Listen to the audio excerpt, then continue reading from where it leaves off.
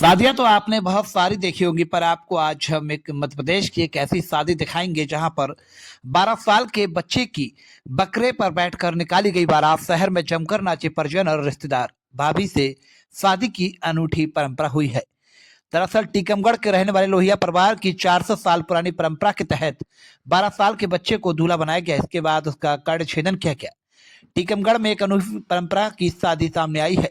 यहाँ 12 साल के बच्चे को घोड़ी की जगह बकरे पर बारात निकाली गई। बैंड बाजों पर परिजन ने जमकर डांस किया, आतिशबाजी हुई। इसके बाद सामाजिक परंपरा के तहत दूल्हे की उसकी शादी भाभी से कराई गई।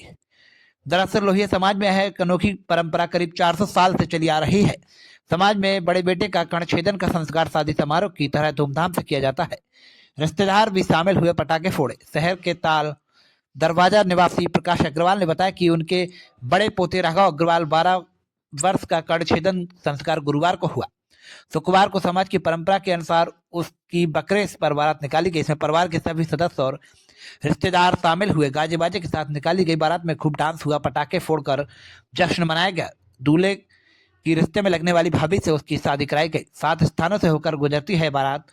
प्रकाश अग्रवाल ने के छोटे भाई कैलाश अग्रवाल ने बताया कि बकरे पर दूल्हे को बिठाकर 7 स्थानों से होकर बारात निकाली जाती है, जिसमें स्वयं का घर, मंदिर का दरवाजा, कुल देवता का दरवाजा और मोहल्ले के घरों को शामिल किया जाता है। परिवार के अलावा रिश्तेदार और मोहल्ले के लोग शामिल होते हैं। इसी के बाद विधि विधान से शादी की रस्में पूरी की जाती है। पीढ़ी दर पीढ़ी निभा रहे परंपरा।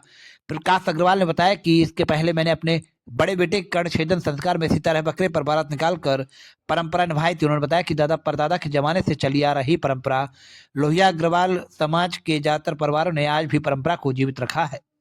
छतरपुर से द हिंद टुडे के लिए राजेंद्र कुमार की रिपोर्ट। नाम है? मैं कैलाश अग्रवाल, प्रकाश अग्रवाल का छोटा भाई सबसे। तो ये क्या प्रोग्राम आपके यहाँ हुआ है? ये प्रकाश अग्रवाल का बेटा और बेटे का बेटा, वो मतलब पोता कहलाया हमारा। तो कर्णछेदन का कार्यक्रम कहलाता है। कल कर्णछेदन हो गया था। कुल देवता को मनाया, पूजा की, अपने मानदान बहन, बिटिया, बेटियों की बेटी, भांजी, सबको बुलाया, उनका सत्कार किया, कुल देवता को मनाया। आज बकरे पे उसकी दूल्हा निकासी हुई जी, जो घोड़े पे शादी में होती है जी। उसकी बकरे पे घोड़ा निकासी हुई और फिर उसका शादी उसकी भाभी से जी। अब इसमें इसका जो बड़ा भाई है, हमारे मने लड़के की बुआ, मने हमारी बहन, तो उसकी बहू की बहू, तो उसके साथ इसकी भाभी का रिश्ता कहलाया। उसके साथ आज इसकी भावर पड़ेगी जी।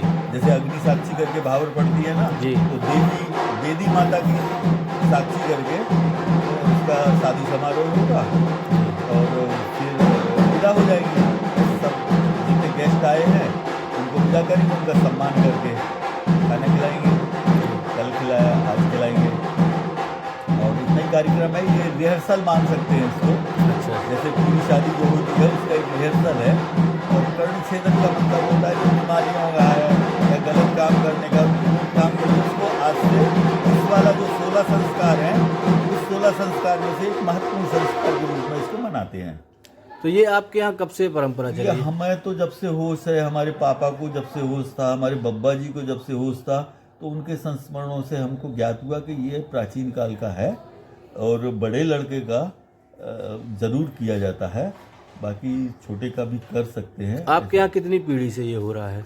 हमें 5-7 पीढ़ी का तो हमको ही पता है जी। और लेकिन उनके संस्मरणों से पता है कि उन्हें भी पता नहीं था कि कब से चल रहा है। अच्छा अच्छा।